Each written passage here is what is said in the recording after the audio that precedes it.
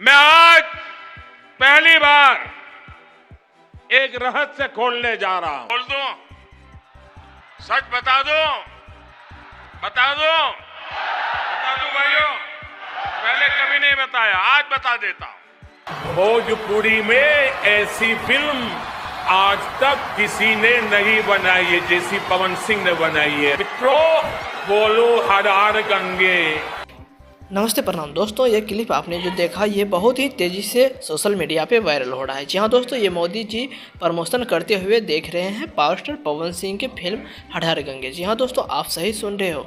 आप ये fake news है, ये सही से मैं बता दे रहा हूँ कि ये फेक न्यूज़ है। मोदी जी प्रमोशन इस फिल्म का नहीं किया है, बाकी ये सोशल मीडिया पर काफ़ी तेज़ी से वायरल हो रहा है। ये मोदी जी ने नहीं बोला है कि इस फिल्म को जाकर के देखिए, बाकी ये फेक न्यूज़ है, आप लोगों को कंफर्म करा दिया मैंने। तब तक के लिए हम चलते हैं, आप हमारे चैनल को सब्सक्राइब कर लीजिए। बाय बाय, जय हिंद, जय भारत।